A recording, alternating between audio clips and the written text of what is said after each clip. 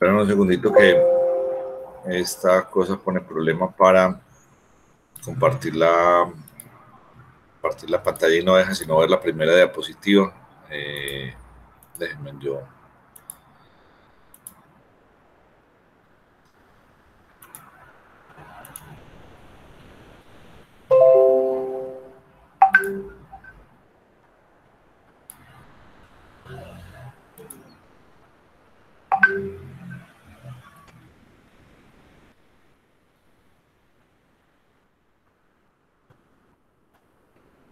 Ahora sí, vamos a hablar del paciente intoxicado, que es un asunto bastante importante porque se van a encontrar con mucha frecuencia con pacientes intoxicados de forma accidental o de forma intencional. Terminado el del paciente intoxicado, vamos a ver picaduras y mordeduras y terminamos todo el módulo de tóxico, que vimos la parte de serpientes, ya vemos la parte de intoxicaciones y finalmente terminamos con esto. Es importante para una de nuestras últimas clases, que es la clase de sepsis. Vamos a sacar 2 notas más de seguimiento para que quedemos listos con el seguimiento y poderlo montar y tener listo. En general, en el seguimiento yo creo que no hubo ningún problema porque fue sencillo, no hubo muchas dificultades al respecto. Entonces, arranquemos.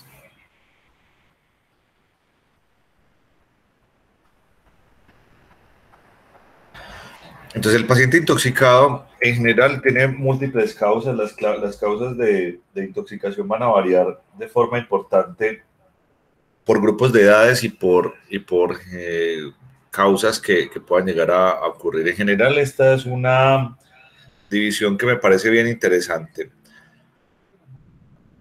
La gran mayoría, la gran porcentaje de causas de intoxicación van a aparecer en el contexto de enfermedades como la depresión. En este caso en particular, van a existir intentos suicidas como una de las posibilidades importantes de intoxicación. Algunos de ellos se van a dar no con el fin de que se genere suicidio. Algunos de ellos se van a presentar en muchos casos, por ejemplo, en las personas con depresión, con el ánimo de dormir. Entonces por esa razón terminan tomando de benzodiazepinas, terminan tomando calmantes, terminan generando o tomando una mayor dosis del antidepresivo. Hay una cosa que es importante conocer de los antidepresivos. La gran mayoría de los antidepresivos son medicamentos que cuando se toman por fuera de la dosis terapéutica pueden generar efectos, por ejemplo, en el sistema eléctrico de conducción del corazón. Muchos de ellos son bloqueantes de canales de sodio.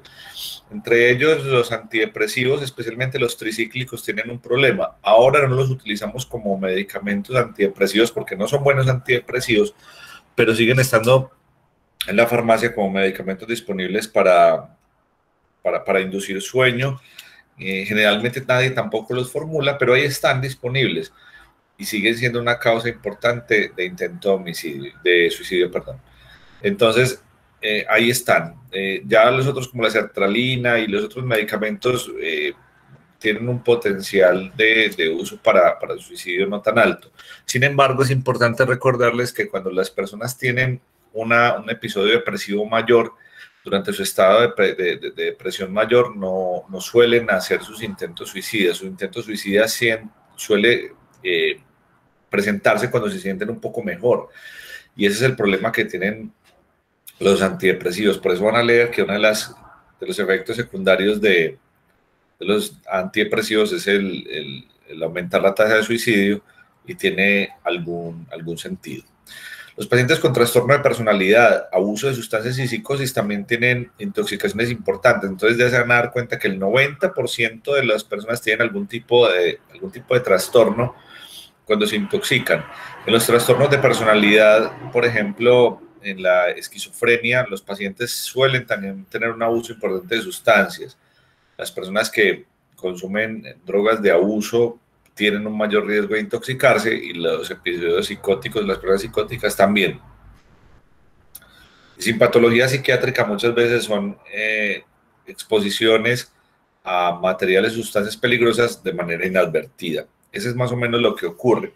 En los niños pasa con mucha frecuencia las intoxicaciones porque hay errores grandes en el proceso de almacenamiento en la casa de productos tóxicos. Nosotros somos una generación y somos más bien un país en donde a nuestras madres les encanta, por lo menos a la mía le encantaba cuando estaba viva, cuánto tarrito, cuánta cosita había, reusarlo.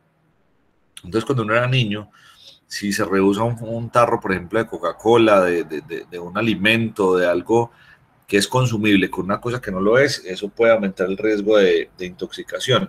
De hecho, hay un tóxico que es muy grave, una intoxicación muy grave, que se llama, ese tóxico se llama, ya me voy a acordar, que es un herbicida bastante potente, Amitrax triatox, es el nombre comercial, con paraquat.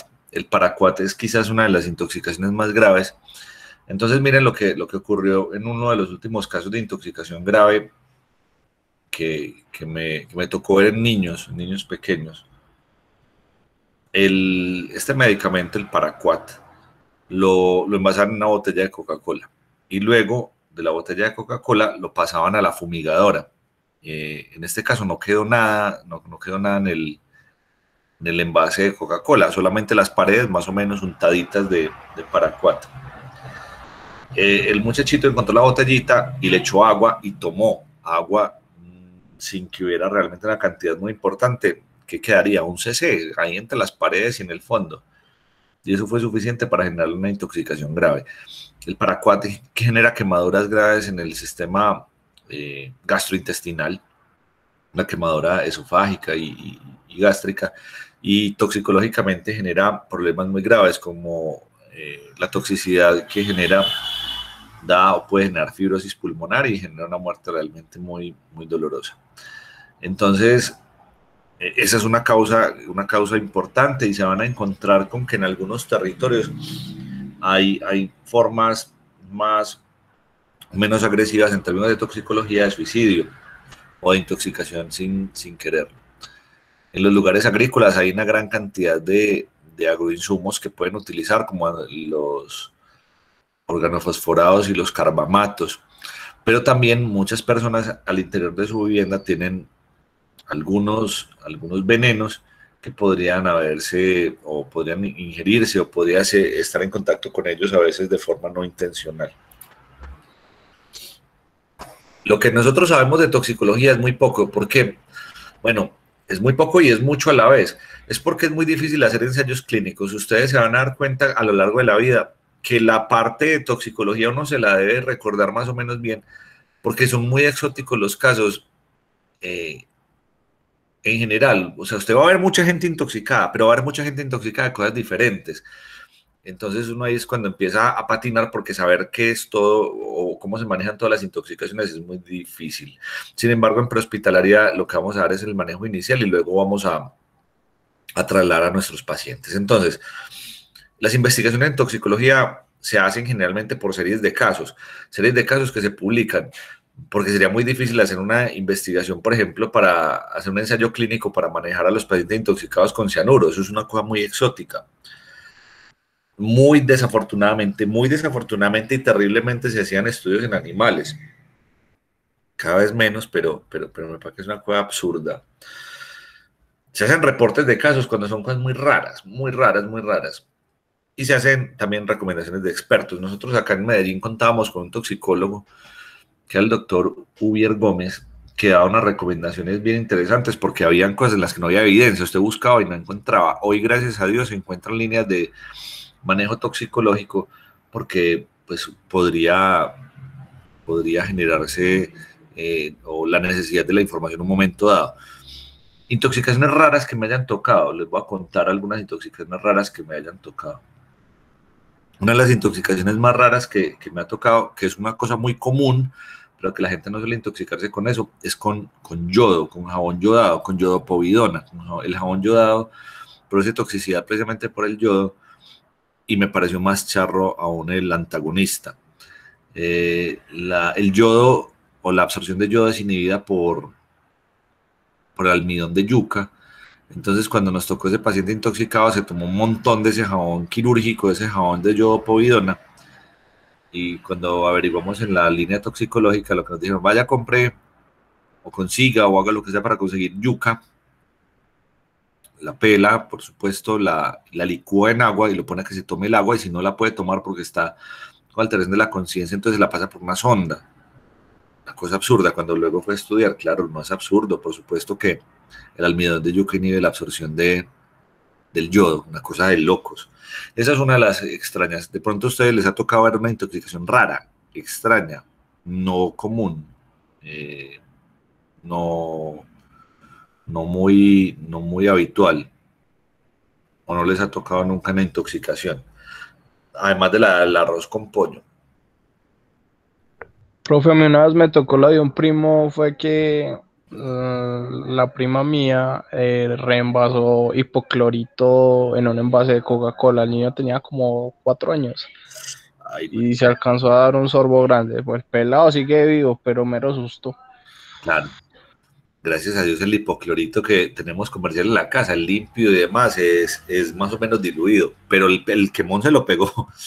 Pucha, eso debe ser bien maluco, pero sí, claro, puede generar una quemadura. Y eso es lo que hablábamos de reenvasar. Muy bien. ¿Cómo sospechar intoxicación, muchachos? Ustedes les van a tocar casos muy bizarros, ustedes van a tener que hacer cosas muy complicadas. A uno cuando llegan al hospital no tiene tiempo de tomar medidas, no, se le va a tocar llegar a una escena complicada, donde hay muchas cosas que no se saben, donde la información no es clara. Usted lo despachan porque va a ir donde una persona que no responde, posiblemente no responde, no respira o respira, bueno, alguna cosa de esas que es más o menos exótica. Se encuentra que una persona tiene compromiso multisistémico, que no es solamente respiratorio, sino que es un compromiso respiratorio, pero también es un compromiso neurológico y gastrointestinal. Sospecha una intoxicación. Cuando una persona le decía, no, pues que él estaba bien y ya no, sospecha una intoxicación.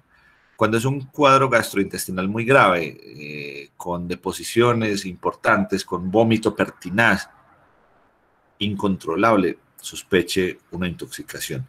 Cuando hay un compromiso muy importante de la conciencia, que no tenga ninguna otra motivación, sospeche una intoxicación. Obviamente uno podría tener compromiso de la conciencia no solamente por intoxicación, también podría ser, por ejemplo, en el caso de un evento cerebrovascular. Sin embargo, hay que sospecharlo. Depresión respiratoria, sospéchela. Y cambios en las pupilas, no solamente puntiformes, unas pupilas midriáticas muy grandes, sospeche. Y miosis, sospeche. Pero también es muy importante que sepan esto, muchachos, ninguna intoxicación genera signos de focalización. ¿Cómo hace Alejandro? ¿Qué eran signos de focalización? Los signos de focalización son los signos de lesión neurológica focal. Ninguna intoxicación genera anisocoria. Si alguien tiene anisocoria, tiene una lesión expansiva en el sistema nervioso central y obviamente no es una intoxicación. Ninguna intoxicación da hemiplegia o hemiparesia. Si tiene hemiplegia o hemiparesia, pudo haber sido que después de un episodio de hipoxia o de hipotensión grave pueda ser una isquemia cerebral. Que la intoxicación la haya favorecido no quiere decir que eso sea consecuencia directa de la toxicidad.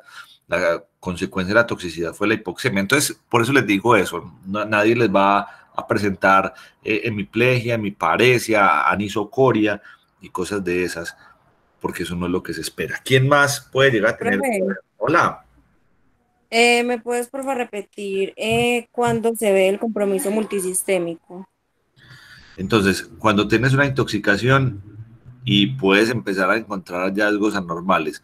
Mira, el ejemplo más importante ocurrió en en parte del Medio Oriente cuando había un conflicto en Siria. Como allá hay una lucha grande por territorio, había un man que se llamaba Bashar al-Assad, él era un presidente, y a él había una parte de su pueblo que le molestaba, era como si acá en Colombia nos molestaran los del Amazonas, por decir alguna cosa, aquí nadie nos molesta, bueno, por lo menos eso es lo que uno cree. Entonces don Bashar al-Assad fue, y a una población, a una parte de la población, le roció gas sarín. El gas sarín hace parte de las armas químicas que en otrora o en otro momento de la vida se utilizaban como pesticidas, y hay varias, sarín, tabún, somán, BX, son varios de ellos, y eso genera un síndrome muy intenso de tipo colinérgico. Entonces las personas van a empezar primero a producir muchas secreciones broncorrea, van a empezar a aumentar el peristaltismo, van a tener compromiso de esfínteres, pero también van a tener compromiso del estado de conciencia, pero también van a tener convulsiones y pueden llegar a tener problemas de fasciculaciones musculares. Entonces los músculos se comprometen, el sistema gastrointestinal se compromete, el sistema neurológico se compromete, genera un compromiso multisistémico. Entonces ese es el caso, por ejemplo, cuando se utilizan armas químicas que son prohibidas completamente, pero el hecho de que sean prohibidas no quiere decir que en algún momento se esté en riesgo de que alguien no respete ni siquiera las reglas de la guerra, que se supone que hay gente que piensa que la guerra no tiene reglas y termine haciendo uso de este tipo de armas. ¿Quién más puede estar intoxicado? El que tenga olor o aliento extraño. Algunos dicen que por ejemplo, el cianuro huele a almendras amargas. Yo estoy diciendo lo que dicen los libros, no estoy diciendo lo que yo haya experimentado. Yo no he tenido la posibilidad de experimentar el olor de esta sustancia tóxica. De hecho, es importante y se ha demostrado que no todo el mundo puede oler el cianuro. Hay personas que no cuentan con receptores para poderlo oler. Y quizás uno de los casos más recordados acá en la ciudad de Medellín fue hace más o menos unos 10 años, que pudo haber sido un poco más de tiempo, quizás unos 12 o 13 años. Hubo un incendio en Guayabal, en una empresa de productos químicos. Se incendió esa bodega y ahí había de todo. Y los bomberos empezaron a ponerle agua, pues yo también fui allá y empecé a estar pendiente del asunto y apoyar. Y todos los productos químicos se terminaron mezclando, una mezcla ahí de cualquier cantidad de cosas, hubo de todo. Una cosa tremenda. En la parte de atrás ellos tenían almacenado cianuro, una cantidad impresionante de cianuro. Imagínense que ese cianuro dio para llenar una tractomula, la llenaron de cianuro y la fueron a transportar hacia un municipio que se llama Heliconia, por allá como que iban a hacer, a desechar esto, no sé cómo ni de qué manera, pero el caso fue que en la mitad del parque de San Antonio de Prado se volteó, regó todo el cianuro. Eso fue una emergencia con materiales peligrosos impresionante, impresionante. Nadie terminó muerto, pero el riesgo era muy alto, que un carro andara con cianuro. El cianuro viene, o lo puedes encontrar como si fueran escamitas, y tiene la consistencia del jabón. Ese es uno de ellos, esa es una de las formas.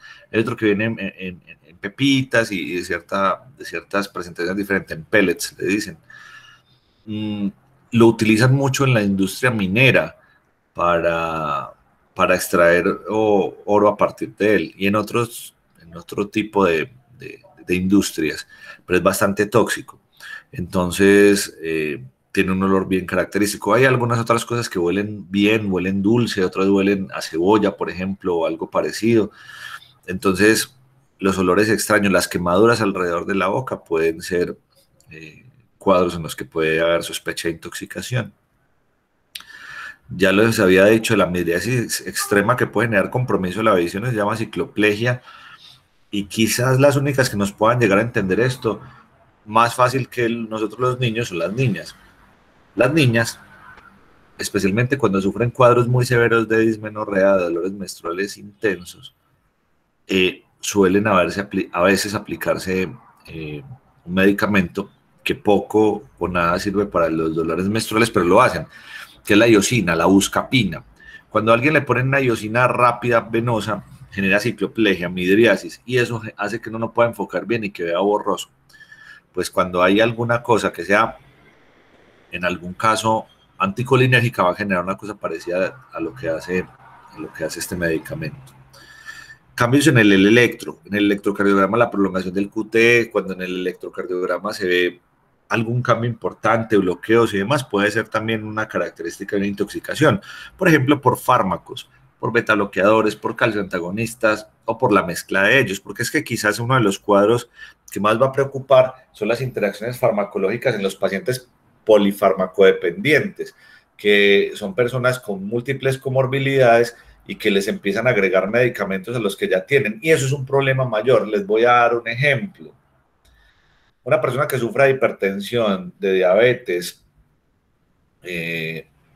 y que tenga EPOC, por ejemplo, podría utilizar no menos de 10 medicamentos. Puede usar 2 o 3 antihipertensivos, puede utilizar un hipoglicemiante oral o 2, podría utilizar 1 o 2 inhaladores, y luego empezamos con un síndrome de falla cardíaca y se toma un diurético y se toma luego un antiarrítmico, y le van agregando y sumando medicamentos. Y hay medicamentos que terminan haciendo efectos indeseados, y por ahí derecho toma aspirina, y por ahí derecho toma omeprazol para que no le caiga mal, y por ahí derecho, además de lo que se toma, él se toma sus propias cosas que no son recetadas y no son medicadas. Hace un tiempo tuvimos un lío bien interesante, y les voy a contar un poco la historia, porque eso es parte del asunto de toxicología. Sospeche de vainas que parezcan muy milagrosas. Hace un año más o menos, un poco más de un año, había un medicamento en el mercado muy milagroso para el manejo del dolor, una cosa milagrosísima, se llamaba Dololeb. Estaba en la clínica y yo tenía un dolor de espalda muy intenso, y estaba con uno de los gastroenterólogos que es muy cercano. No, Alejo, tomate esa pastilla, me quedó muy bueno. Y una de las auxiliares le dijo, uy, sí, doctor, eso es muy bueno. Yo, ay, ¿qué ha servido la pasiflora por dolor de espalda? Eso no sirve.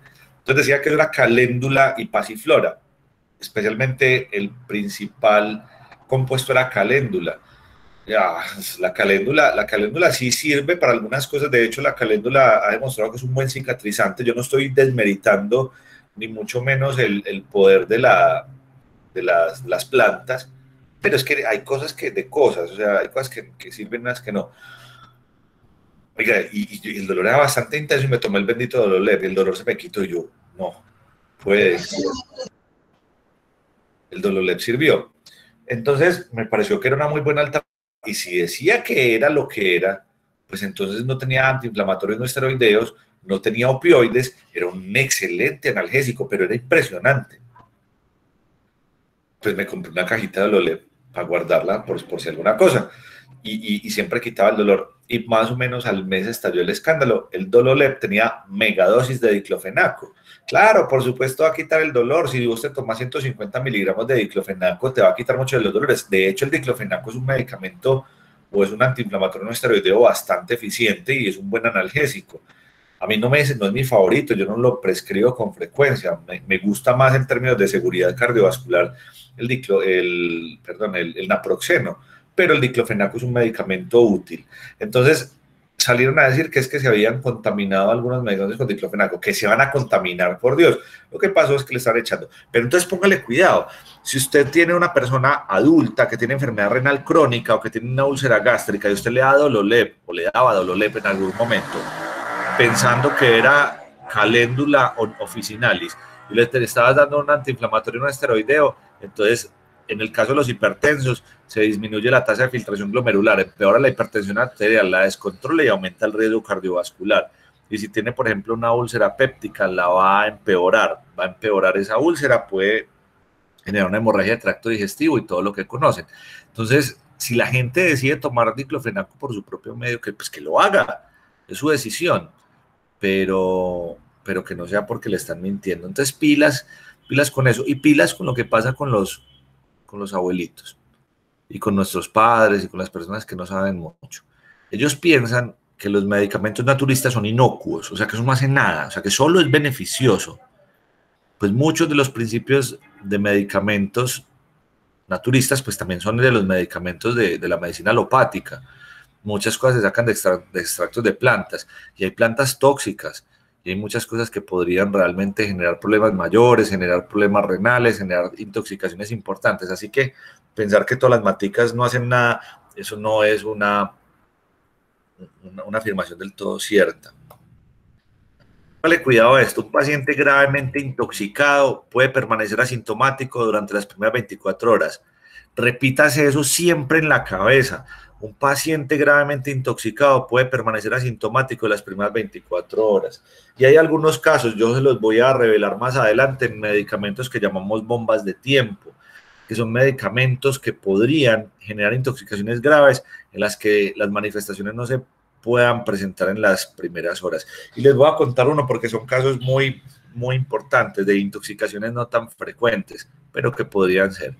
Las mujeres en embarazo toman algunas veces algunos suplementos vitamínicos, entre ellos complejo B y sulfato ferroso.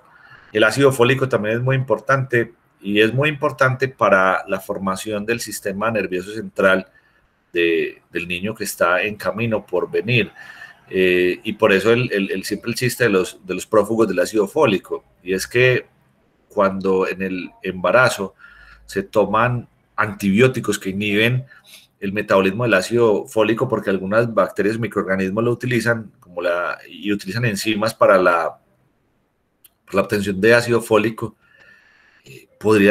los niños podrían tener problemas gravísimos en el sistema nervioso central y en la formación del tubo neural. Entonces, cuando la gente piensa en lo que toma una mujer en embarazo, que está tan restringida de medicamentos, porque muchos medicamentos tienen un potencial teratogénico, cuando me refiero a teratogénico es malformador del niño, y se dan cuenta que toma hierro o sulfato ferroso, ácido fólico y complejo B, dicen, no, pues si esto es tan seguro, para que una mujer en embarazo la tome, voy a llamar la atención, voy a tomar unas pastillitas de sulfato ferroso, no voy a hacer nada, y logro mi objetivo. Quizás eso no sea un plan directo, pero pues podría llegar a serlo. Pues les cuento que la intoxicación por sulfato ferroso es brutal, es impresionante, es terrible, porque va a generar un daño hepático agudo severo, donde se puede generar una cirrosis hepática temprana, rápida, una fibrosis severa, porque el hierro es bastante tóxico. A dosis supraterapéuticas, el hierro cuando se toma el sulfato ferroso de una tabletica, no pasa nada, está bien y va a contribuir en mejorar la cantidad de hierro disponible para la formación de hemoglobina. Está bien, pero la dosis supraterapéutica es brutal. Entonces, no olviden esto que es importante. Hay medicamentos o hay intoxicaciones asintomáticas al comienzo, les llamamos bombas de tiempo, porque todo parece como ir bien y cuando menos piensa, las manifestaciones estallan y son realmente graves. Entonces, el primero de todos es el fluoracetato de sodio. El fluoracetato de sodio fue utilizado en Colombia hace algunos años. El problema es que ya en Colombia no es legal el uso del fluoracetato. El fluoracetato se llamaba Matarratas Guayaquil, y aunque el Matarratas Guayaquil se siga consiguiendo, el que se consiguió ahora en el mercado en Colombia, perdón, ya no trae fluoracetato de sodio, trae otras vainas. El hierro en fase 2 es el hierro que les he estado diciendo, el sulfato ferroso que les conté. El acetaminofén, la gente mete acetaminofén porque creen que no pasa nada. En la unidad de cuidado intensivo la semana pasada tuve un chico que se metió como 25 gramos de acetaminofén. Pega duro. El acetaminofén en dosis supraterapéuticas casca dura el hígado. Entonces, no es una muy buena idea. Y es difícil morirse de una intoxicación por acetaminofén rápido. A lo que me refiero es que una intoxicación por acetaminofén puede generar una muerte larga y dolorosa. Primero, que se genere y se curse por una hepatopatía grave. Ustedes no se imaginan qué sería cursar con una enfermedad hepática grave donde uno no puede ser trasplantado, donde uno no es candidato para hacerlo. De hecho, hay muchos medicamentos y productos tóxicos que han generado fallas hepáticas fulminantes. Varios de ellos, o uno de ellos que perdió mucha popularidad porque era un suplemento bastante popular en el mundo, era el Herbalife. Y hubo muchos casos, muchos reportes de hepatotoxicidad grave y incluso de hepatitis fulminantes severas, gravísimas, y una hepatopatía de esas fulminantes graves termina siendo una condición bien complicada. Deme un segundo que la doctora Esther me está marcando. Deme un segundito. Doctora, por aquí ando en clase con los chicos de tercero de emergencia médica.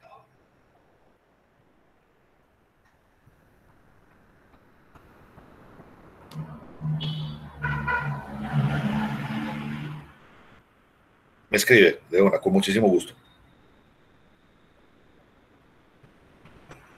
Listo, claro que sí. Bueno, doctora. Chao. Disculpen, muchachos. Entonces, seguimos hablando de esos medicamentos que pueden generar toxicidad hepática gravísima. Eso es una cosa aterradora. El Paraquat, que era el herbicida que les contaba ahora, al principio puede parecer una intoxicación muy grave, pero puede luego convertirse en realmente una pesadilla. Los anticoagulantes.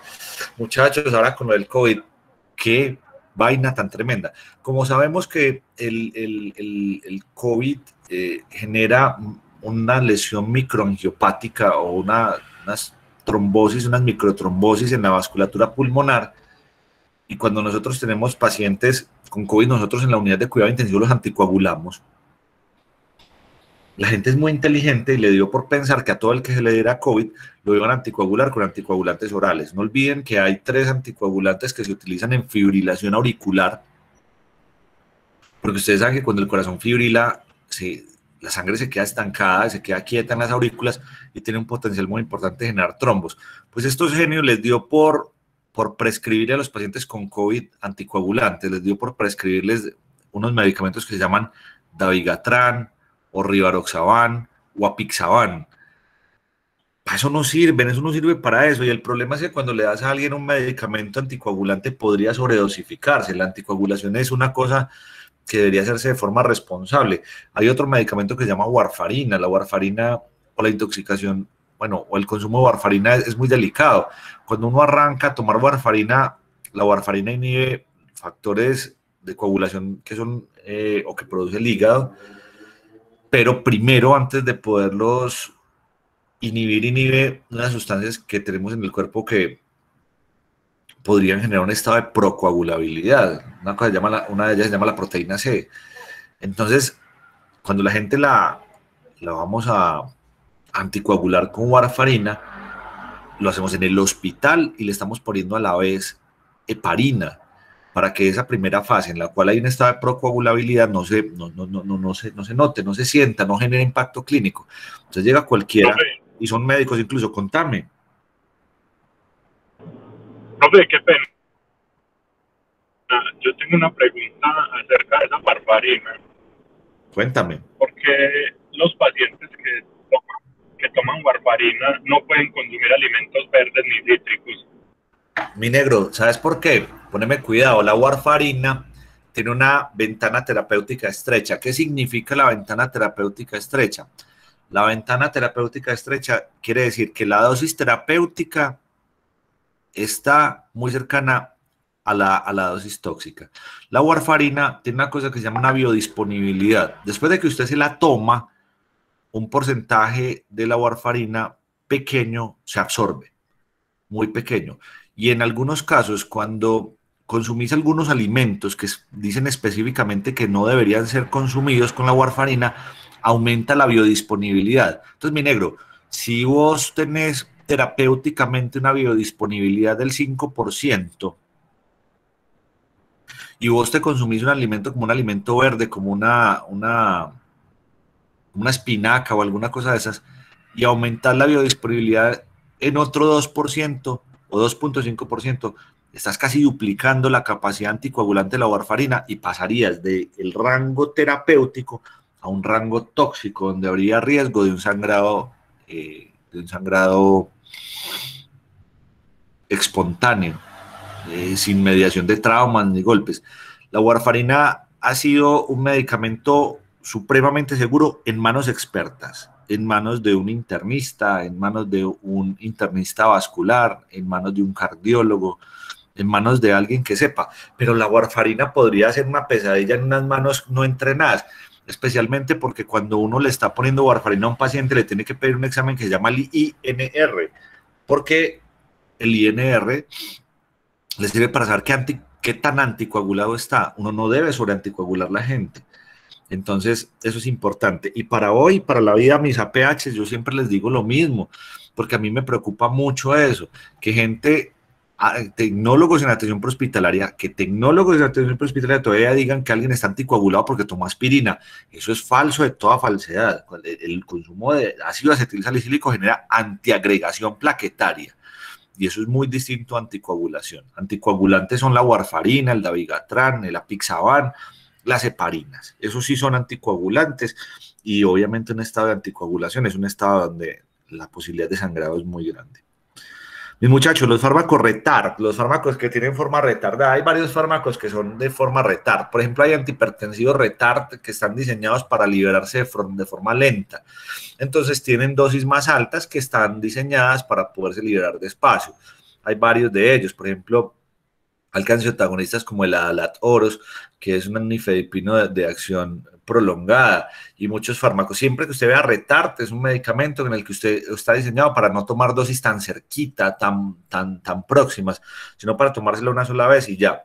Entonces, una intoxicación con fármaco retard podría generar manifestaciones tardías. En los accidentes ofídicos, el accidente elapídico. ¿Cuáles que eran los elapídicos? ¿Cuál es que era el elapídico? ¿Cómo es que llama esa serpiente? El accidente elapídico.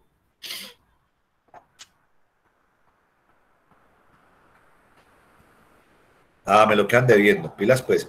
Las intoxicaciones por metanol. Entonces, muchachos, ¿cuál es el alcohol bueno y cuál es el malo? ¿Cuál es el alcohol con el que se embriaga la gente? ¿El etanol o el metanol? Etanol. Eso. Yo me confundía. Entonces, ya yo me aprendí que el metanol tiene la M del que mata. Entonces, ya a mí no me olvida nunca que es el metanol el malo y el etanol, pues no es el bueno, pues, pero sí es más bueno.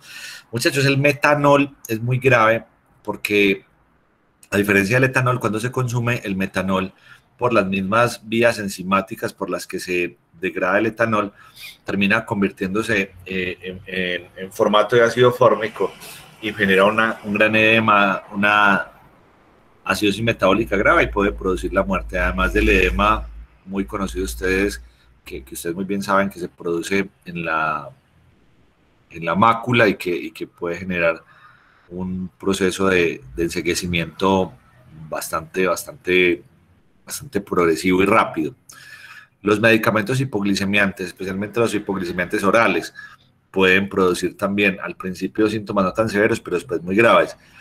Los que se llaman body packers, las personas que transportan droga dentro de su cuerpo, que sí deberían ser llamadas mulas, porque definitivamente uno no puede tener sus 5 sentidos para meterse esas megadosis y obviamente para correr el riesgo que corren. El fósforo blanco, mis muchachos, los totes de diciembre, que cuando los totes los tienen ahí disponibles, los meten o los ponen en una hoja de papel y a veces los niños creen que es una golosina y los consumen. Son muy tóxicos, muy hepatotóxicos. Y hay medicamentos como el metotrexate y la ergotamina que también pueden tener estas características de bomba de tiempo. ¿Cómo vamos a evaluar un paciente intoxicado? Los signos vitales y el alto índice de sospecha son muy importantes, pero hay cosas que no pueden faltar. Entonces hay que consignar 9 elementos básicos que podríamos llegar a tener. Las 4 P's de los signos vitales, que son las 3 P's, la pupila, la piel y el peristaltismo, y las 2 C's, el estado de conciencia y el electrocardiograma. Entonces, los 4 signos vitales que tenemos van a ser la frecuencia cardíaca, la frecuencia respiratoria, la presión arterial y la temperatura. Las vamos a tener que tener allí porque de ello depende que podamos saber y reconocer cuando tengamos un toxidroma en particular. Las 3 P de piel, pupilas y peristaltismo y el estado de conciencia y el electrocardiograma. Si ustedes se acuerdan de esas 9 elementos básicos, vamos a tener una buena medida para poder sospechar que alguien está intoxicado y cuál es la naturaleza de su intoxicación, especialmente cuando uno reconoce bien los toxidromes. Estos son unos de los toxidromes más comunes. Los toxidromes han sido diseñados para que uno tenga la posibilidad de reunir los tóxicos más comunes y más o menos pueda hacer una aproximación hacia ellos. Entonces, por ejemplo, el toxidrome colinérgico. Lo colinérgico es lo que imita el sistema nervioso parasimpático. ¿Qué sería colinérgico, por ejemplo, en un momento determinado? Una cosa colinérgica podría ser, como les había dicho, el gasarín, el soman, el tabún, el BX, que eran las armas químicas, pero siguen habiendo todavía algunos inhibidores o algunos tóxicos que se utilizan como pesticidas, que se llaman organofosforados y carbamatos. Los organofosforados van a generar un efecto grave de tipo colinérgico, en el cual vamos a encontrar que la presión arterial cae, la frecuencia cardíaca cae, la frecuencia respiratoria cae, la temperatura cae, las pupilas se ponen mióticas y el peristaltismo aumenta, la piel está fría, sudorosa, y si le tomamos un EKG podemos encontrar que el QT está prolongado y que pueden haber bradiarritmias. No puede pensar que se trata de un síndrome colinérgico. Entonces, siempre que uno tenga un síndrome colinérgico, pues uno sin miedo puede llenarse las manos a decir, bueno, yo no estoy muy seguro qué es, pero lo que sí estoy muy seguro es que para controlar los síntomas yo le debería dar atropina. Entonces se le administra atropina a los pacientes. Un síndrome opioide. Y miren que el síndrome opioide se parece. La presión arterial cae, la frecuencia cardíaca cae, la frecuencia respiratoria cae, la temperatura cae, las pupilas se ponen mióticas, pero muy mióticas, pero hay una diferencia, que el peristaltismo está abolido o está casi desaparecido. La piel puede estar fría y con sudor, puede haber bradicardia y pueden haber otros cambios en el electrocardiograma, como en algún caso bradicardias extremas, muy extremas, precisamente por la hipoxemia. Miren que son parecidos, pero ahí la clave y la diferencia será el peristaltismo y que los opioides de las pupilas se ponen mucho más pequeñas, mucho más pequeñas. Entonces, si hay un colinérgico y también hay un anticolinérgico. El anticolinérgico, por ejemplo, ocurre cuando la gente se intoxica con cacao sabanero o con escopolamina. Aumenta la presión arterial, aumenta la frecuencia cardíaca, aumenta la frecuencia respiratoria, aumenta la temperatura, las pupilas se ponen midriáticas y el peristaltismo disminuye. La piel va a estar cálida y seca y pueden haber taquiarritmias. Entonces, ahora llega la pregunta, pónganle cuidado. Cuando la gente dice, en diciembre, eso pasa sobre todo en diciembre. No, mija, es que yo iba en un bus y cuando menos piensa, un señor se me acercó, me mostró un papel y yo no me acuerdo de nada más. Ese papel tenía algo. Esa es la historia número 1. La historia número 2, no, es que alguien llegó, se me acercó y me sopló un polvo en la cara. Número 2. O alguien llegó y me dijo que probaron una loción y me echó una loción y no me acuerdo de nada y me atracaron. ¿Ustedes creen que esos casos son reales? ¿No son reales? A mi tía le pasó, a mi abuelita le pasó. Cuéntenme qué piensan al respecto, porque es que yo necesito que ustedes sean bastante activos en ese asunto, porque les va a tocar casos de ese tipo, les va a tocar. Entonces, a ver, cuéntenme ahora ustedes qué piensan, cuál es su opinión. Los escucho. Profe, yo digo que la del papelito sí es, pues no sé, o sea, que le pasen a uno un papel si la otra persona ya lo tenía porque la otra persona no le dio. Así es, mi negro, así es. Si al otro no le dio, a mí no me tiene por qué dar. Entonces, ahí estamos. ¿Qué más? A ver, yo los escucho con el otro. Profe, pues la verdad es que así sean ciertos, para que tengamos el efecto se demora, mientras es absorbido y es llevado al centro locomotor y pasa todo esto, siempre hay un lapso de tiempo. Seguimos de acuerdo. No hay nada, si hubiera un polvito tan brutal que no lo sople a alguien y de una caiga, nosotros utilizaríamos eso en la clínica en vez de poner cosas que se demoren tanto. Yo lo utilizaría para intubar, le soplo y ya, y de una. Entonces, esos cuentos son falsos, porque si yo manipulara un polvo que se lo soplara a alguien, entonces, ¿qué me hace pensar que yo puedo dormir a otro y a mí no me haga nada? Yo, ¿cómo puedo tener un papelito y entregárselo a otro y que le haga al otro algo y a mí no me haga nada? Entonces alguien diría, pues Alejo se pone guantes, parce, no hay nada que se pueda absorber tan rápido por la piel que se pueda contener en un papelito y que genere un estado tan severo de amnesia. Si bien es cierto, hay sustancias que tienen la capacidad de generar amnesia muy importante, pues vale la pena que lo tengan en consideración. Entonces, la mayoría de gente que le han dado medicamentos o que le han dado cosas tóxicas para que olvide, la base fundamental para que no recuerde las cosas es el uso de benzodiazepinas. Oigan, niñas, oigan ustedes, las niñas, la forma más segura de que nunca les pase nada es que no pueden recibir nada tomado de extraños. Niños, ustedes tampoco. porque esa es la forma. Si usted llega y llega a Hombre. tener clonazepam o tener alguna benzodiazepina y se la pone al licor, eso genera amnesia. Usted puede hacer básicamente lo que quiera. Es muy grave, es muy, muy grave. Pero generalmente las víctimas de atraco y que se crean historias y vainas raras y cosas de ese orden, pues fue porque recibieron algo tomado de un extraño, porque tomaron algo con un extraño. Entonces pilas con eso. Que ahí sí la historia cuadra. Ay, parce, yo me tomé una cosa y no me acuerdo de nada. Borré cassette. Entonces pilas con eso. Pilas con esas vainas. Muy bien. De los toxídromes, el adrenérgico, el común, el que se da por la intoxicación por cocaína, por ejemplo, aumenta la presión arterial, aumenta la frecuencia cardíaca, la frecuencia respiratoria, puede inicialmente generar una hipertensión grave, pero posteriormente podría generar un estado de choque, que es importante. La temperatura es variable, las pupilas están un poquito midriáticas, no extremadamente midriáticas, y el peristaltismo aumentado. Taquicardia puede generar un síndrome coronario por vasoespasmo, por aumento de la frecuencia. Es una posibilidad. Y los sedantes, en general los sedantes pueden ser muchos, pero yo les digo sedantes, ahí pueden haber muchas vainas. Esto es un cuadro de toxídrome más o menos resumido. Hay más toxídromes porque ahí falta el serotoninérgico, faltan algunos otros más que son importantes. Y obviamente que les voy a pedir que les den una revisadita porque les voy a facilitar un material de consulta para que vuelvan y revisen la parte de intoxicación. Se escribió un libro de toxicología para pH espectacular. Es un libro buenísimo que lo escribió una toxicóloga de Bogotá que se llama la doctora Patricia Caro. Ella es supremamente tesa y le encanta la parte de prehospitalaria.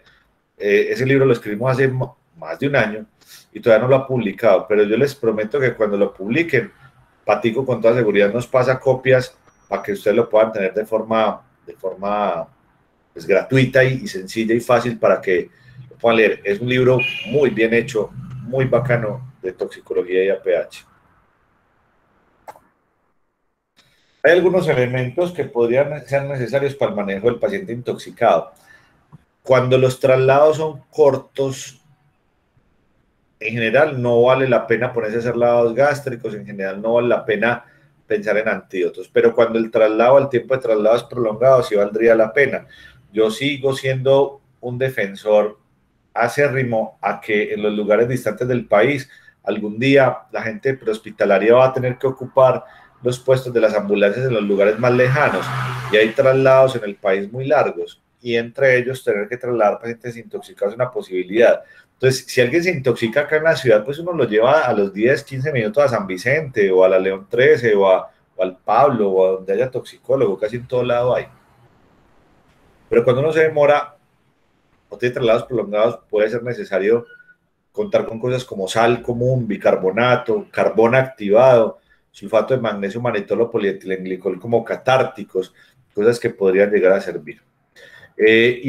Por supuesto, de acuerdo al nivel de atención, tener algunos antagonistas, tener por ejemplo una naloxona, tener por ejemplo el antagonista de las benzodiazepinas, que en algún momento de la vida y del mercado estuvo difícil de conseguir, que se llama flumacenil, llegar a tener bicarbonato, llegar a tener algunas cosas que nos puedan llegar a ser muy útiles. Entonces, en general, lo primero que hacemos con los pacientes es un ABCDE. Si lo quieren con X también vale, pero generalmente no están sangrando. Podrían estarlo, y si están sangrando, ustedes ya saben cómo se debería actuar. Y lo primero es pilas con la vía aérea, especialmente si hay una alteración grave de la conciencia. Hay que pensar en manejarla. Y pilas con los pacientes intoxicados cuando vayan a pensar en que hay que asegurar la vía aérea con el uso de medicamentos que podrían empeorar la toxicidad. Consideran que está ahí medio turbulento. Hola. Profe, qué pena, otra pregunta. Dime. ¿Podría existir algún tipo de intoxicación con tequila? Es que he escuchado varias veces personas que ingieren cantidades muy altas de tequila y dicen, yo nunca lo he visto, dicen que les sale sangre por la piel. Te lo quedo debiendo. Voy a leer reportes, no he visto ninguno, no tengo ninguna información al respecto, más allá de la intoxicación pues etílica que se genera, ¿cierto? La intoxicación etílica es una intoxicación grave que altera la conciencia, que puede generar la muerte, pero algún tipo de coagulopatía asociada al tequila. Termino la clase, busco y te cuento, ¿vale? ¿Te parece? No tengo datos. No sé si haya toxicidad por un consumo exagerado del mezcal, pues, o de la planta a partir de la cual se extrae el tequila, pero te averiguo. Y si no lo encuentro, varios de los profes con los que trabajo son intensivistas y toxicólogos, y con toda seguridad con esos manes encontramos respuesta. Le pregunto al profe Rafa, le pregunto a la misma Patricia Caro, a Patico, que es la profe de tóxico, pero con la duda no nos quedamos. De una, contá con eso. Que yo la verdad, de una. Entonces, pilas cuando se vaya a asegurar la vía aérea, porque en el aseguramiento de la vía aérea, a veces las personas que tienen algún tipo de intoxicación, se les ponen los medicamentos para intubar, y lo que puede hacer eso es empeorar el estado de conciencia, puede empeorar el grado o la severidad de la intoxicación. Empeorar el nivel de conciencia no me preocupa, porque pues para eso le estoy poniendo medicamentos, para poder intubar, pero podría inestabilizarse más, podría profundizar el estado de choque y ser más grave.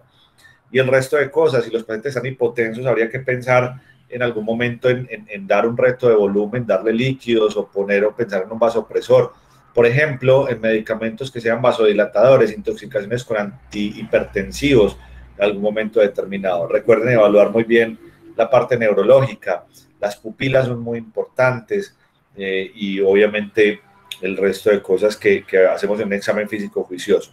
Tratamos de identificar el tóxico, tratamos de identificarlo porque nos va a ser una medida bastante útil. Y vamos a tratar de eliminarlo si se puede, si se puede. Pónganle cuidado a esto, muchachos. En la pupila de las personas, o en el entender o en sus creencias, para muchos pensar en la posibilidad de inducir el vómito parece ser una conducta razonable, pues en la medida en la que el tóxico se puede eliminar. Parece que es una medida apropiada, pero podría no ser una medida tan apropiada. La razón que lo justifica precisamente podría ser que haya consumido una sustancia de tipo cáustico o de tipo corrosivo, y al pasar al ingreso por el esófago generó quemadura, y no queremos una quemadura a la salida. Entonces tengan eso en consideración cuando estamos hablando de términos de eliminación. Entonces, la inducción del vómito debería ser o podría ser de utilidad cuando uno sabe que se trata de una sustancia que no es corrosiva o que no es cáustica. El lavado gástrico solamente funciona si se hace en la primera hora de la intoxicación. Y el lavado gástrico pues tiene limitaciones porque hace muchos años había una sonda gruesa, lo suficientemente gruesa, que se llamaba una sonda de Faucher. La sonda de Faucher permitía instilar o agua o solución salina al estómago y aspirar, y era lo suficientemente grande para que pudieran caber tabletas. Ustedes ya son testigos de las sondas que hay disponibles. Yo me imagino que con el profe Freddy se pusieron una sonda y se dieron cuenta de lo maluco que es, pero también se dieron cuenta que con el tamaño de una sonda por ahí no cabe una tableta, no cabe una cápsula, que no cabe mucho. Y se supone que en el lavado gástrico lo que se hace es poner 500 mililitros de líquido y volverlo a aspirar, volverle a poner 500 mililitros y volverlo a aspirar. Y ese proceso se va a repetir tantas veces hasta que se logre que el contenido que se aspira o el contenido gástrico sea completamente claro, sea completamente transparente, que sea de las mismas características de la solución que estoy instilando, solución salina o agua, en algún momento determinado. Les vuelvo y les indico, tiene muy mala evidencia. El hecho de hacer un lavado gástrico no garantiza, sobre todo porque hay cosas que se absorben muy rápido y que se absorben incluso desde la misma mucosa gástrica, pero todavía está descrito. Entonces el lavado gástrico es una posibilidad. Carbón activado. El carbón activado no es cualquier carbón. El carbón activado ha llevado a cabo un proceso de cambio de temperatura y tiene las características suficientes, y para que ustedes se lo imaginen así, como un imán. Es capaz de con D, no con B, absorber.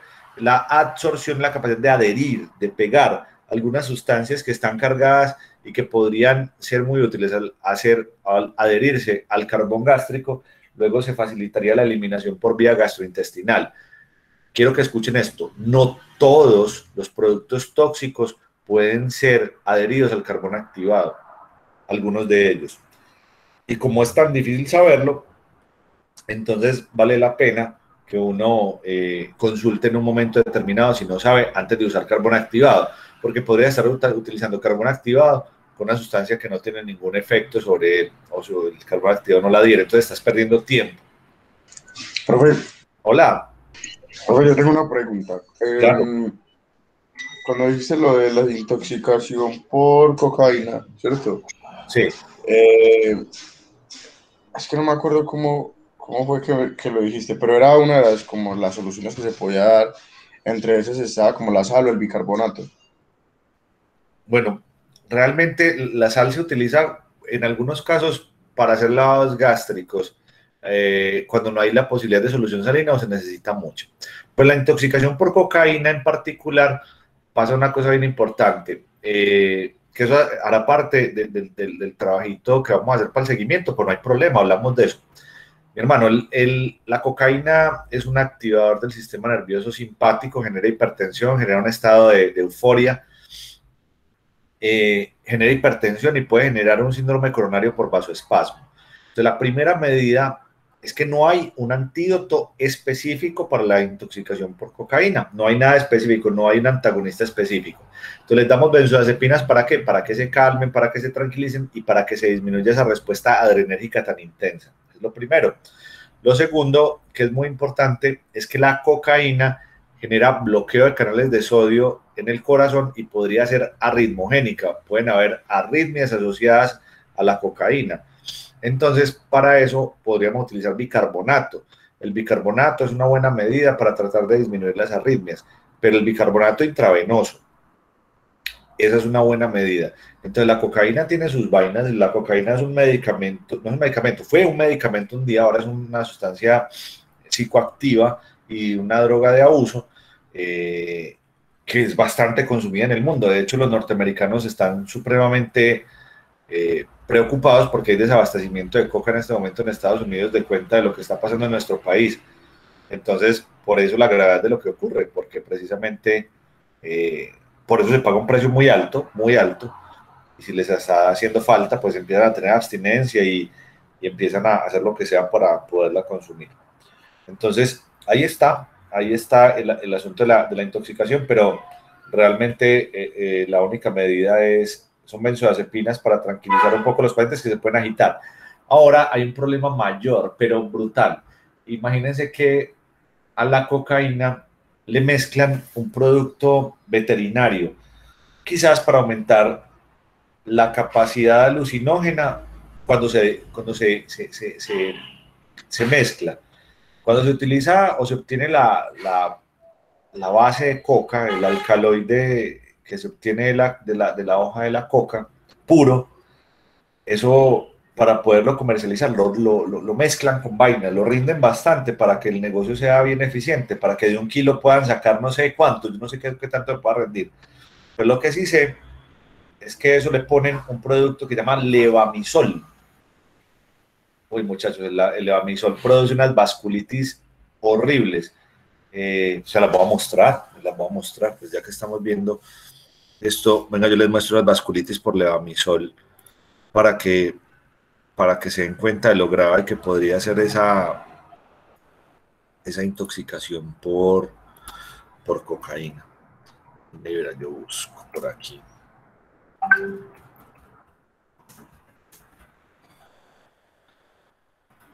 Yo busco aquí un par de foticos para que las pillen y eso es lo que puede generar. Y muchas veces la gente sale con chismes muy raros y dice, ay, se intoxicó con cocodril. A mí esa vaina del cocodril me parece que es medio chafé el cuento, medio raro, medio no me convence, pero sí me convence y me convence mucho lo del levamisol, porque es que nosotros lo vemos todo el tiempo, nosotros vemos eso, lo vemos con mucha frecuencia en las intoxicaciones, gente que hace vasculitis por levamisol. Ya tengo una imagen bien interesante, les voy a mostrar una pericondritis, que las pericondritis son bastante comunes. De hecho aquí hay una que trae varias y que me podría servir para mostrarles esas vasculitis. No me las va a pegar. Bueno, esperen, yo me busco otra. Hay unas isquemias brutales. De hecho, si se meten si se meten a Google y buscan vasculitis por levamisol, van a encontrar unos. Uy, acá hay una bacana del New England, brutal, ya se las tengo ya para mostrárselas. A ver, listo. Ahí la pongo pequeñita para que nos quepa en la diapositiva. Y acá está. A ver, yo vuelvo y les comparto la pantalla.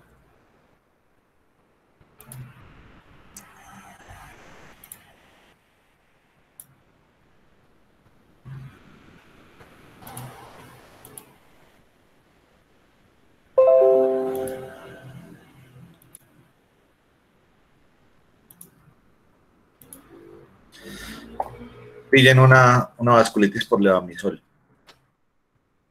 Es una cosa aterradora. ¿Sí están viendo la pantalla? Profe, sí, pero entonces eso sería como lo que supuestamente dicen del crocodile. Yo te voy a hacer una cosa con toda honestidad. Acá Colombia no ha llegado y yo no estoy seguro si el cocodrilo, yo no estoy seguro si sea real, no estoy seguro. Entonces, parte del trabajo que yo quiero que hagamos y parte del trabajo en el que yo voy a aprender de ustedes también va a ser aprender sobre drogas de abuso, sobre lo que hay.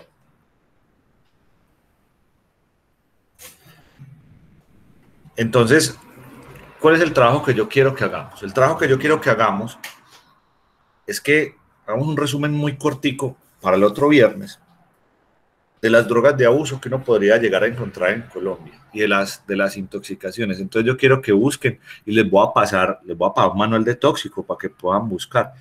No me interesa que lo copien y lo peguen, muchachos. Las vainas en la vida no se hacen por la nota. Les quieren un 5, yo los pongo a todos. Yo no tengo problema con eso.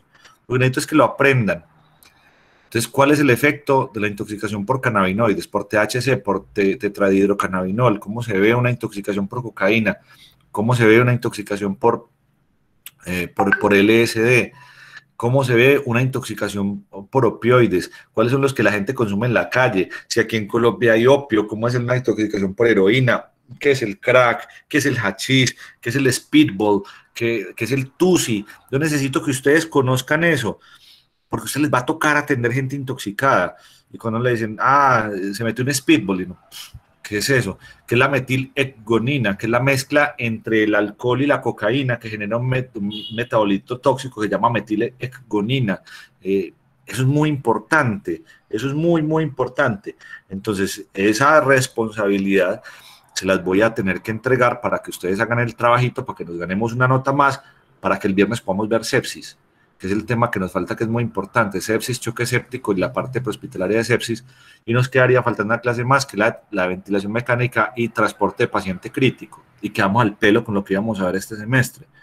Pero sí me queda haciendo falta eso, es que eso no se ha visto, uno le pregunta a los muchachos, y el que sabe, pues muchos saben porque obviamente por cultura, por calle, por lo que sea, terminan sabiendo qué medicamentos y qué tóxicos hay disponibles en la calle como drogas de abuso. Hay gente que no sabe nada de eso, no sabe absolutamente nada de eso, no sabe qué es el crack, no sabe qué es el bazuco de dónde lo extraen, ni nada de eso. Entonces, eso hay que conocerlo, porque a usted les va a tocar gente intoxicada con todas las vainas. Entonces, ahí está, y van a darse cuenta y van a averiguar qué son las catinonas, las metcatinonas, las sales de baño y todas esas vainas. Eso es lo que yo espero que pueda llegar a feliz término. Y de una vez les digo, no les voy a preguntar en el examen final sobre drogas de abuso, porque yo sé que todos no pueden llegar a averiguar sobre las mismas. Entonces es un tema que no les voy a poner en el final, pero que espero que lo hagan de conciencia y de corazón. Y obviamente con eso se ganan un 5 en el seguimiento. Bien, entonces, miren esas vasculitis tan brutales. Eso es una cosa aterradora, pero píllese esta. Lo mismo, por la contaminación de la cocaína con cosas. Esta es una vasculitis por levamisol. Qué cosa tan brutal, qué cosa tan impresionante, una pericondritis. Y obviamente lo que hoy en este momento están viendo negro, eso se va a necrosar. Esa piel se va a perder y obviamente esa cara y esa pabellón auricular va a quedar como la piel del antebrazo que vieron ahorita. Entonces, eso tiene que preocuparle a uno, pues, sin ninguna duda. Le tiene a uno que preocupar enormemente. El lavado gástrico, entonces, ¿en qué quedamos? Que no hay evidencia que el lavado gástrico mejore el pronóstico clínico, el que se va a complicar se complica. La técnica inadecuada puede generar complicaciones. Cuando se pone a lavar, a generar un lavado gástrico y obviamente algo de compromiso de la conciencia, puede haber hipoxemia, puede haber broncoaspiración. Eso es un estímulo parasimpático, el berraco, y puede generar bradicardia y empeorar.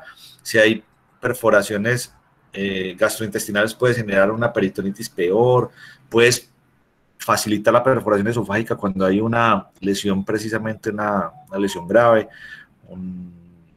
Puede presentarse un neumotórax, es un asunto realmente grave. Entonces,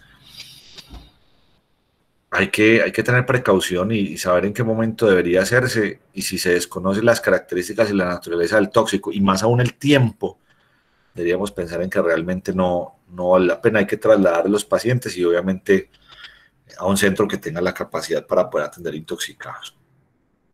Eso es lo que se usaba antes y era la técnica adecuada. Se ponía en decúbito lateral izquierdo. ¿Por qué en decúbito lateral izquierdo?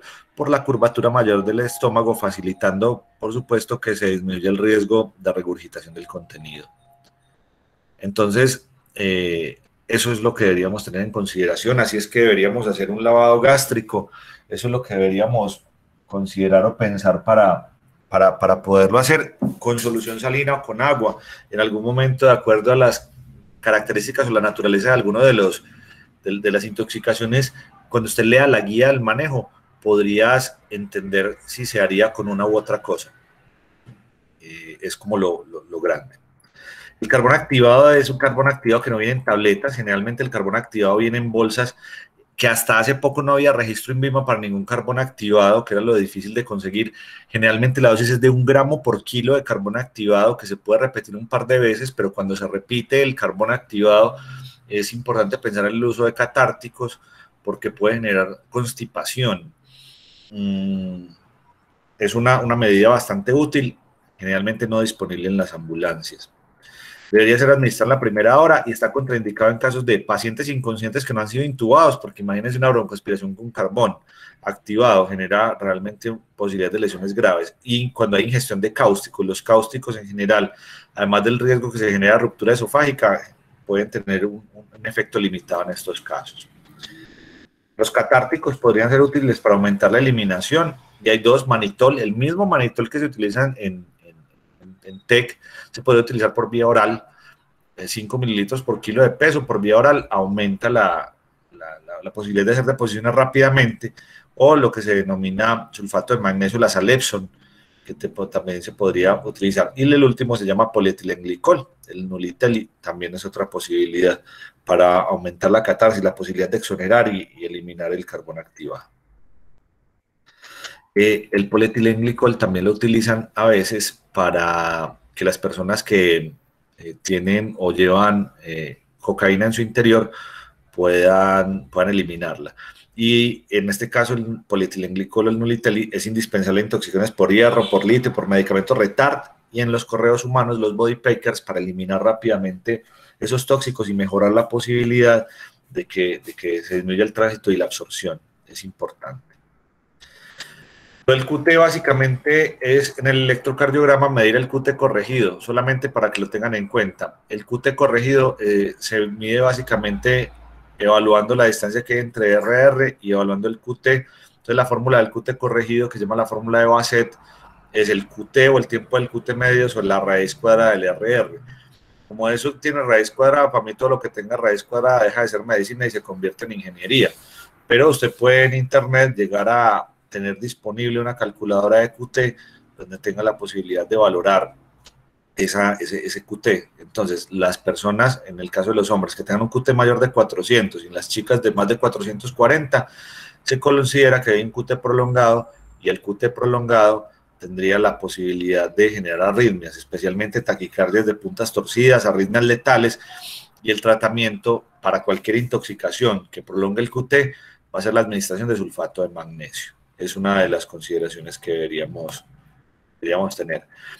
En general hay una medida fácil, la que les acabo de mostrar acá. Cuando hay una frecuencia cardíaca que va a menos de 100, uno puede buscar la mitad entre R y R, como les muestro acá, como les voy a ilustrar acá.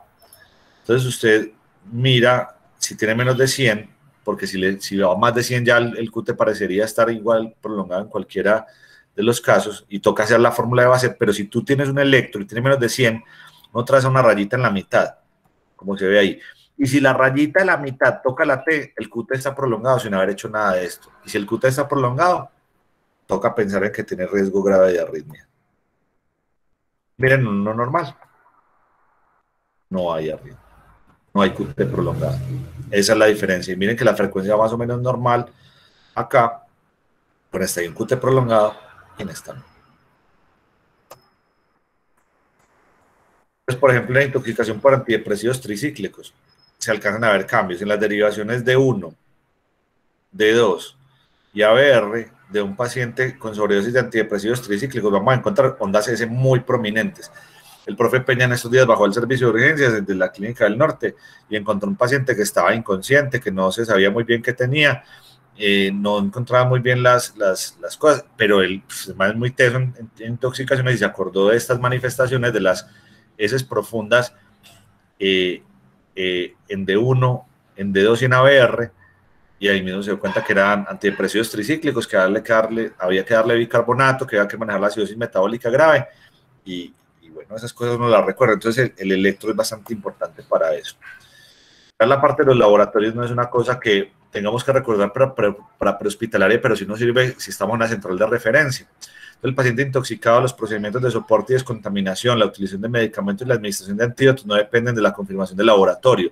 Si hay una sospecha importante, se podría pensar en dar antagonistas y en algunos casos se pueden llegar a pedir laboratorios. ¿Cuáles son el resumen de los errores en el manejo? Entonces, reemplazar el lavado gástrico por inducción de vómito no es una buena medida. Siempre tratar de hacer que los pacientes vomiten. Realizar lavado gástrico con sonda nasogástrica convencional no es una buena idea. Ya saben por qué, porque es muy pequeña y porque por ahí no se puede llegar a aspirar tabletas, cápsulas y cosas de esas. No intubar a los pacientes inconscientes. Hay que asegurar la vía aérea por el riesgo de broncoaspiración. O hacer lavado gástrico en pacientes inconscientes. Eso es incorrecto. Realizar lavado gástrico después de 1 hora es incorrecto. Administrar carbón activado después de 1 hora, eso es incorrecto. Suministrar catárticos sin haber dado el carbón, no sirve para nada.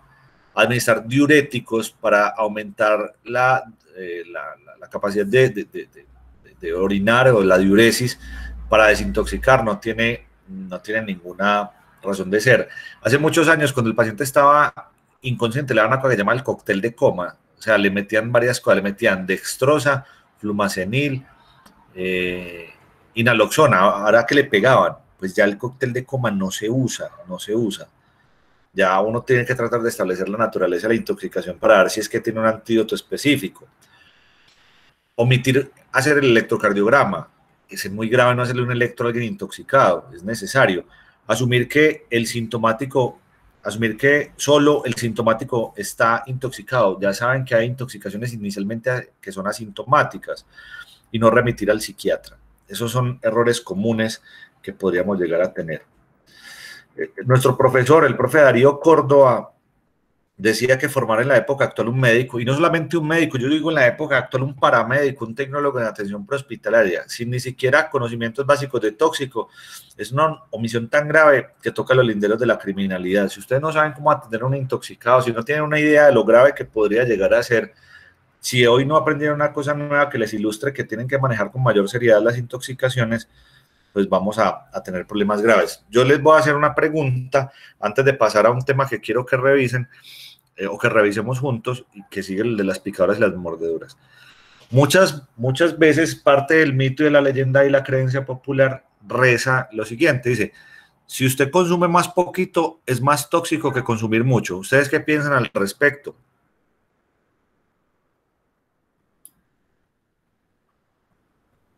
¿Qué piensan al respecto, mis muchachos? Profe, espere, ¿qué? ¿Cómo fue la pregunta? Sí. Usted va a escuchar mucha gente decir, ay, es que se salvó porque tomó mucho. Si hubiera tomado muy poquitico, se muere, porque más poquitico es más tóxico. Eso lo van a escuchar de mucha gente, especialmente de gente que no sabe, pero van a escuchar eso. ¿Qué opinión les merece? No, yo digo que...